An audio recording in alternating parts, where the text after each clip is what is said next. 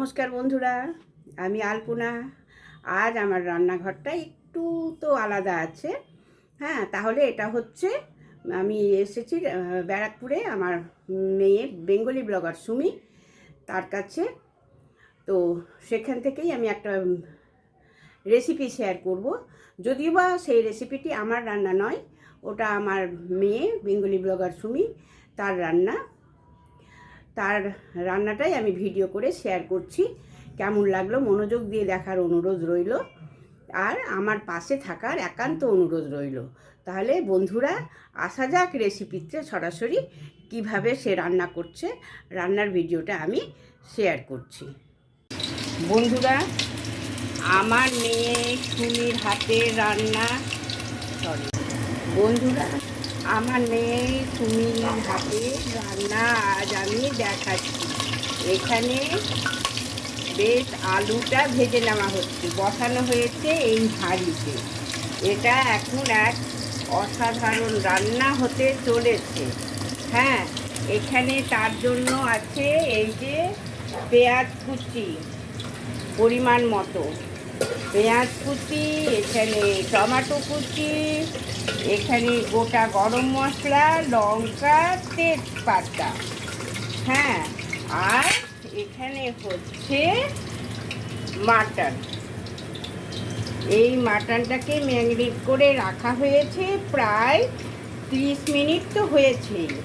এতে সব রকম মশলা দিয়েছে, যেমন মাটন মশলা মাটন মশলা, তেল, নুন, হ্যাঁ, তারপরে পেঁয়াজ পেস্ট, রসুন পেস্ট, জিরে গুঁড়ো, ধনে গুঁড়ো সব দিয়ে, টক দই সব দিয়ে মাখিয়ে নেওয়া হয়েছে। হ্যাঁ, আর এখানে আলুটা ভেজে নেওয়া হচ্ছে। এরপর আমি এই যে সামান্য হলুদ দিয়ে দেওয়া হলো আলুটা একটু কালার আসবে বলে। একটু নুন দিয়ে দেওয়া হয়েছে, আলুটা এইভাবে লাল লাল করে ভেজে নেওয়া হচ্ছে। নুন দেওয়া হয়েছে, হলুদ দেওয়া হয়েছে। হ্যাঁ, দিয়ে এই তো কি সুন্দর কালার আসছে, তাই না? আলু ভেজে এখানে তুলে নেওয়া হয়েছে। এখানে গোটা গরম মশলা, তেজপাতা, লঙ্কা দিয়ে দেওয়া হয়েছে। পেঁয়াজটা দিয়ে দেওয়া হলো, পেঁয়াজ ভেজে নেওয়া হচ্ছে। তার মধ্যে সামান্য একটু চিনি দেওয়া হলো কালারটা আসার জন্য। এই যে লঙ্কা গুঁড়ো দিয়ে দেওয়া হচ্ছে, তাতে সুন্দর লাল টকটকা হবে। এই যে প্যাকেট দেখানো হলো, এই লঙ্কা গুঁড়ো দিয়ে ভালো করে নাড়িয়ে নেওয়া হচ্ছে। এখানে পরিমাণ মতো আদা পেস্ট আর রসুন পেস্ট এর মধ্যে অ্যাড করা হলো। এই কুচিয়ে রাখা টমেটোটা এর মধ্যে দিয়ে দেওয়া হলো, আর দেওয়া হচ্ছে পরিমাণ মতো লবণ। এটা বেশ ভালোভাবে মিক্সড হয়ে যাবে তার জন্য। আর কাশ্মীরি লঙ্কা গুঁড়ো দেওয়া হয়েছে, বেশ লাল লাল রঙটা হবে। এই টমেটোটা পেস্ট হয়ে যাবে, সুন্দর একটা লাল লাল কালার হবে। এখন হলুদ গুঁড়ো দেওয়া হলো, তারপর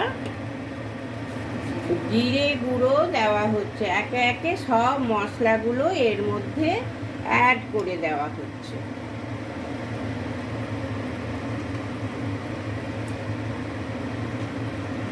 এবারে দেওয়া হচ্ছে জিরে গুঁড়ো, এইবারে ধনে গুঁড়ো পরিমাণ মতো সব দিয়ে ভালো করে নাড়াচাড়া করে কষিয়ে নেওয়ার অপেক্ষা। ভালো করে কষানো হয়ে গেলে তারপর কখন মাটনটা দেওয়া হবে অবশ্যই দেখাবো। মাখিয়ে রাখা মাটনটা এর মধ্যে দিয়ে দেওয়া হলো। এবারে ভালো করে নাড়াচাড়া করে নেওয়া হচ্ছে।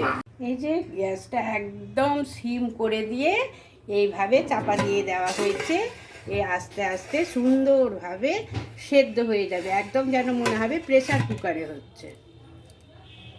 এই যে চাপা খুলে নাড়িয়ে দেওয়া হলো, আর আলু যে ভেজে তুলে রাখা হয়েছিল সেই ভাজা আলুটা এখন অ্যাড করে দেওয়া হলো। এই যে কেমন ফুটছে না,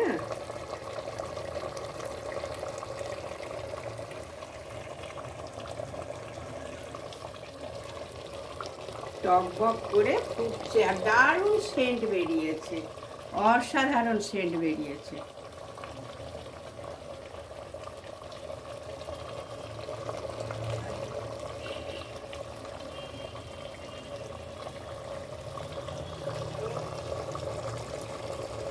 এই যে কষানো সম্পূর্ণ হয়ে গেছে, হ্যাঁ, আর আলুগুলো বেশি সেদ্ধ হবে বলে, হয়ে যাবে বলে কষিয়ে তুলে নেওয়া হয়েছে। হ্যাঁ, আর এখানে গরম জল, এই যে একদম ফোটানো জল, পরিমাণ মতন জল এবারে এখানে অ্যাড করে দেওয়া হবে। একদম ফোটানো জল এর মধ্যে অ্যাড করে দেওয়া হয়েছে। এই যে টকবক করে ফুটছে, একটুখানি ফোটার পরে সেদ্ধ একদম সুন্দর সেদ্ধ হয়ে গেছে, কোনো প্রেসারে দিতে হলো না, কিছু না, আলুও তো সেদ্ধ হয়ে গেছে। এবার একটু চাপা দিয়ে ক মিনিট ফুটিয়ে নেওয়া হবে। এই যে গরম মশলা সম্পূর্ণ পরিমাণ মতো গরম মশলা দিয়ে দেওয়া হলো, এবারে অফ করে দেওয়া হবে। কেমন লাগলো, গ্যাসটা অফ করে দাও। আবার একটু চাপা দেওয়া হলো, দিয়ে গ্যাস অফ করে দেওয়া হলো। ঢাকাটা খোল, ঢাকা খুলে এবারে দেখুন বন্ধুরা ফাইনাল লুক। এই যে আর একটু যদি ঠান্ডা হয় তাহলে পুরো কালারটা সুন্দরভাবে চলে আসবে।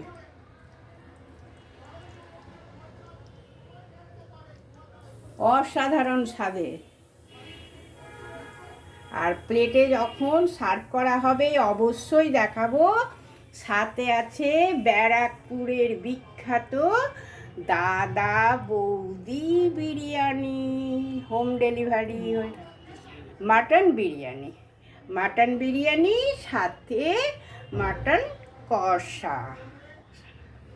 এই হচ্ছে আমাদের আজকে দুপুরের মেনু। অবশ্যই সার্ভ করার পর দেখিয়ে দেব। এই যে বন্ধুরা একদম সার্ভ করে নেওয়া হয়েছে, সার্ভিং বলে।